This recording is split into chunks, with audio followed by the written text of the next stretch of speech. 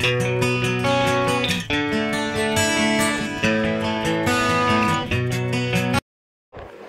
বন্ধুরা, good morning. কেমন আছেন আপনারা সবাই? আশা করছি আপনারা সবাই খুব ভালো আছেন।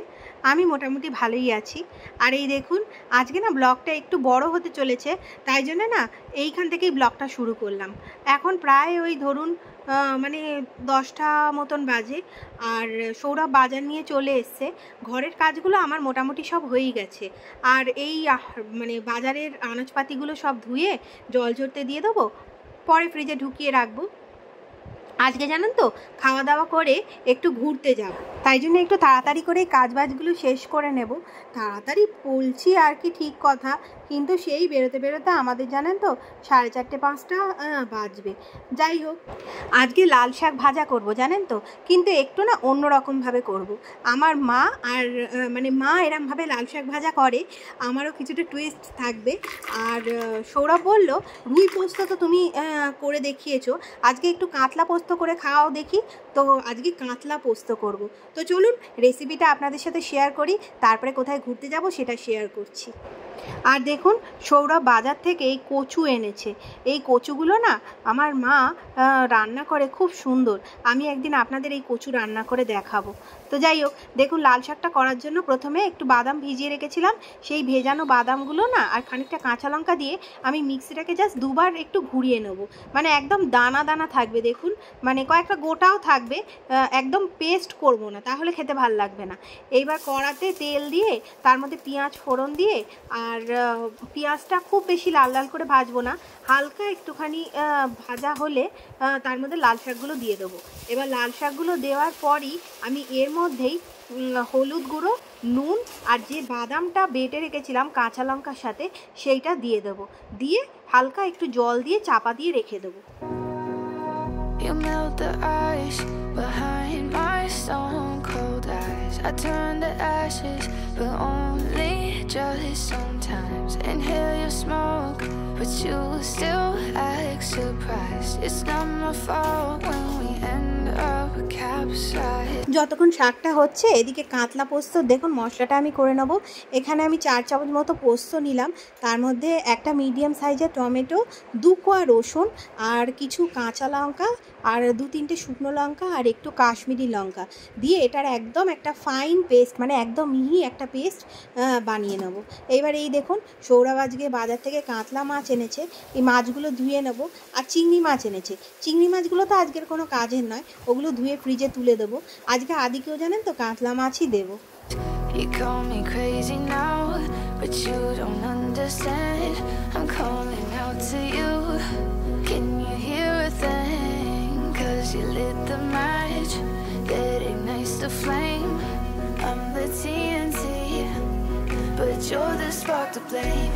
And it's fire burning holes inside my brain. Feel the fire, heat that melts us down again. Now it's pouring through my veins, but I said you're the spark to blame. And it's fire burning holes inside my brain. এখানে দেখুন, মাছটা রান্না করার জন্য প্রথমে মাছগুলোকে নুন হলুদ মাখিয়ে খুব ভালো করে লাল লাল করে ভেজে নেব। আর এখানে দেখুন আমার লাল শাকটা প্রায় হয়েই এসছে। ঠিক এই পর্যায়ে আমি ওপর থেকে একটুখানি পোস্ত দিয়ে দেবো আর একটু ঘি দিয়ে দেবো। দিয়ে ব্যাস, এবারে খুব ভালো করে নাড়াচাড়া করে একটু শুকনো করে নামিয়ে নিলেই হয়ে যাবে আমার লাল শাক পোস্ত আর বাদাম দিয়ে। এই শাকটা খেতে এত সুন্দর লাগে, মানে আমি আপনাদের বলছি, মুখে বলছি, আমি বলে ঠিক এটা বোঝাতে পারবো না যদি আপনারা করে না খান। আর যদি করে খান তাহলে আপনারা আমাকে কমেন্ট না করে থাকতে পারবেন না যে হ্যাঁ সত্যি এরমভাবে লাল শাক করলে খুব ভালো লাগে খেতে। I know some days with you it's paradise, but now you spin me in a web with all your lies. Want you to feel the way I feel inside. I'm reaching out for help, you got me in a riptide. You call me crazy now, but you don't understand. I'm calling out to you. আদির মাছটা খুব বেশি লাল লাল করে ভাজি না, তাই ওর মাছটা না আমি আগেই তুলে প্রেশার কুকারে দিয়ে দিলাম। আর এই যে বাকি যে মাছগুলো আছে সেই মাছগুলো খুব ভালো করে ভেজে তুলে নিলাম। এইবার যে তেলটা থাকবে সেই তেলের মধ্যেই শুকনো লঙ্কা আর 5 ফোড়ন দিয়ে যে মশলাটা আমি করলাম পোস্তর, সেই মশলাটা দিয়ে দেবো।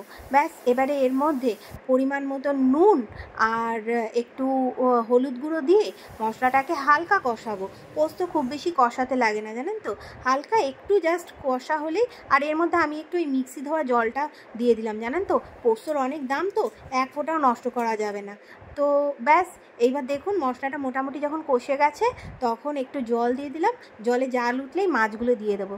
দিয়ে একটু গামাখা যখন হবে তখন কাঁচা সর্ষের তেল আর কাঁচা লঙ্কা ওপর থেকে ছড়িয়ে খানিকক্ষণ চাপা দিয়ে রেখে দেবো। ব্যাস, এরপরে চাপা দিয়ে খানিকক্ষণ রেখে দেওয়ার পর হয়ে যাবে আমার কাতলা পোস্ত। এরমভাবে একদিন অবশ্যই কাতলা মাছ ট্রাই করবেন, আপনাদের খুব ভালো লাগবে।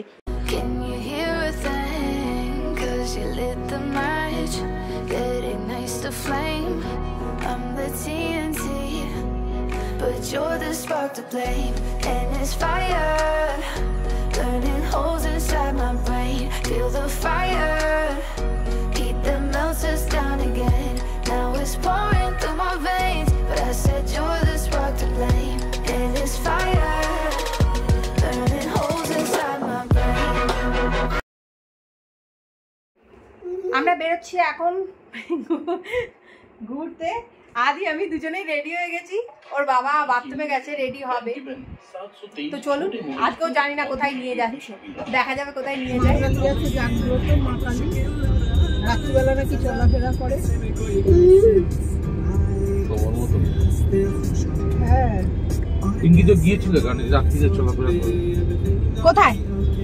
আরে যে মানিকতলা গেছি না, সুন্দরী, কি সুন্দরী গাড়ি, শ্যাম সুন্দরী। শ্যাম সুন্দরী।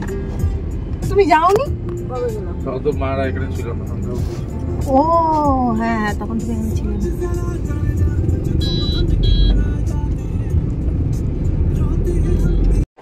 আমরা বেরিয়ে পড়েছি, মা আর আমি অ্যাজ ইউজুয়াল পিছনে বসেছি। আজকে আমরা ছোট গাড়ি নিয়ে বেরিয়েছি। আর এই দেখুন বাবা আদিকে নিয়ে বসে আছে আর সৌরভ ড্রাইভ করছে। দরজাটা অন্য দিক দিয়ে ছিল, রাস্তার দিক দিয়ে মনে হয় দরজা ছিল। মায়ের আদি আদি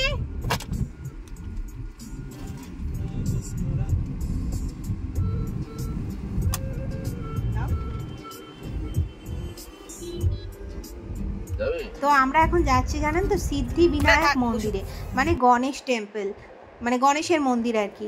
সেটা হলো সেন্ট্রাল এভিনিউয়ের উপরে। এটা অ্যাকচুয়ালি জানেন তো একটা বিশাল বড় জমিদার বাড়ি টাইপের। এটা অ্যাকচুয়ালি জানেন তো মল্লিক, মানে মল্লিকদের বাড়ি, মল্লিকদের মানে বাড়ি, সেটাকে মাঝখানের এই পোর্শনটাকে এটাকে একটা টেম্পল তৈরি করা হয়েছে। আর ডান দিকে আবার বাঁ দিকে বাড়ি রয়েছে, আমি আপনাদের পরে দেখাবো। ডান দিকে ওদের আবার বিশাল বড় একটা গেট রয়েছে। তো চলুন আপনারা ভেতরে ঈশ্বরের দর্শন করুন। আর দেখুন বাড়িটা তো পুরো দেখে বুঝতেই পারছেন আগেকার দিনে জমিদারের বাড়ি যেরকম হতো সেই রকমই।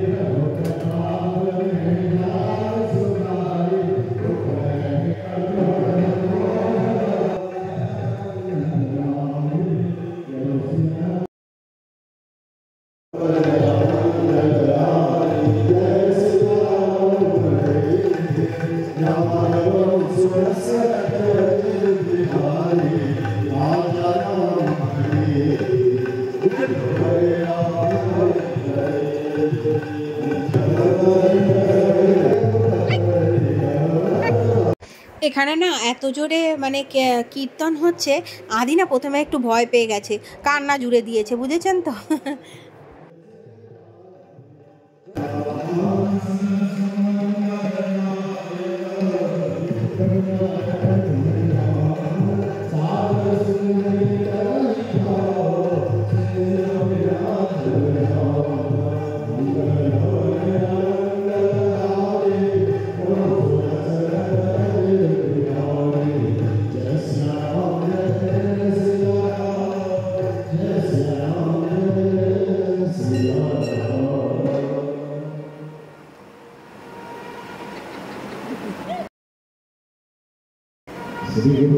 আর মা এখানে কি করছে বুঝতে পারছেন?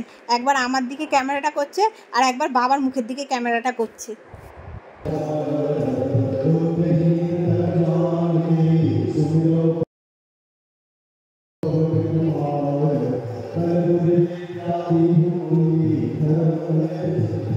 এই দেখুন, এটা হলো এই টেম্পেলটার এন্ট্রান্সটা। দেখুন বাঁদিকে দেখুন, ওদের কিন্তু এই মল্লিকদের এখনো অবধি বাড়ি রয়েছে আর কি। আর ঠিক এখান থেকে এগিয়ে একটু ডান দিকেই দেখবেন আরও একটা বিশাল বড় গেট রয়েছে। সেটাও কারুর একটু ভবন বা কিছু বাড়ি টাড়ি কী আছে জানি না, ওটা না বন্ধ হয়ে গেছে জানেন তো, আমাদেরকে ভেতরে আর ঢুকতে দিল না।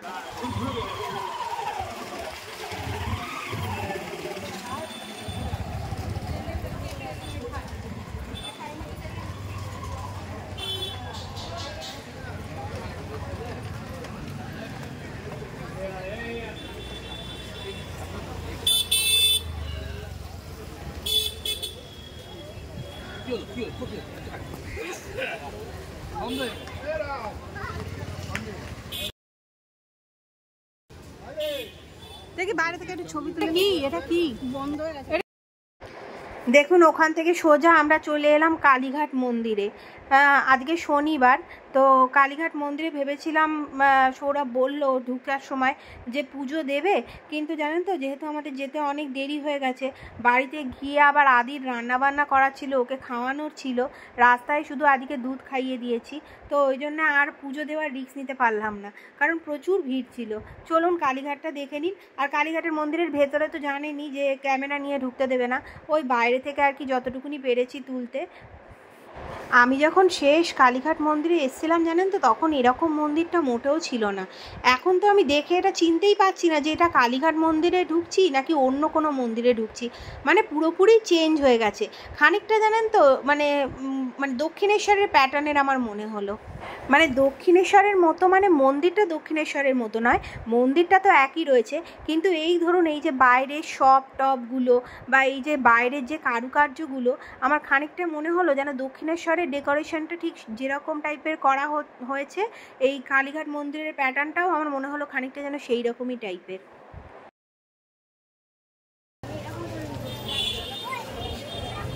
পুজো দেয় মা?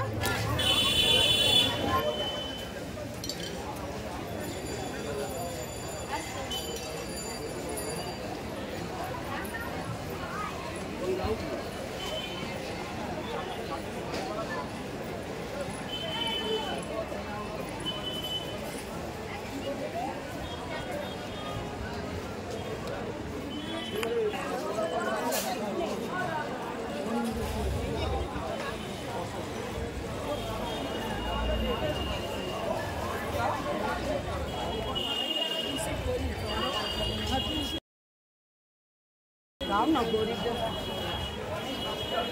চলে গেছে।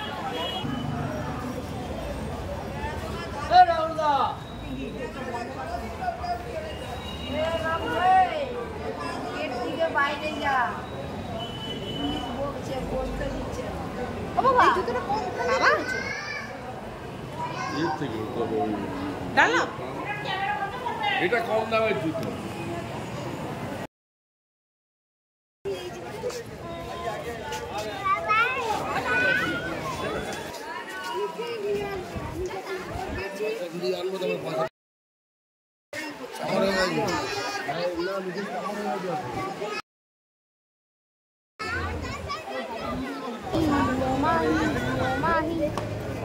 এদিকে টাকা এদিকে এদিকে টাকা এদিকে টাকা এদিকে টাকা তুই তুই তুই তুই তুই তুই তুই তুই তুই তুই তুই তুই তুই তুই তুই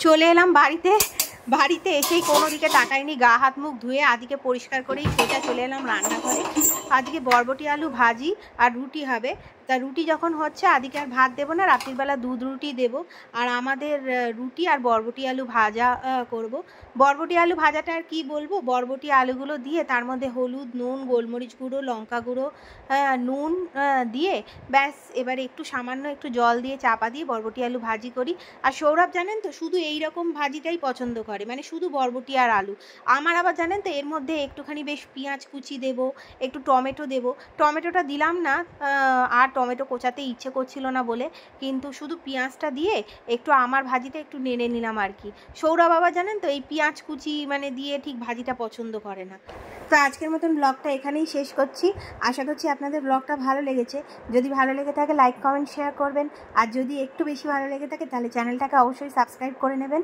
দেখা হবে আবার একটা নতুন ব্লগে টিল দেন বাই সবাই খুব ভালো থাকবেন সুস্থ থাকবেন আর সবসময় হাসতে থাকবেন গুড নাইট বাই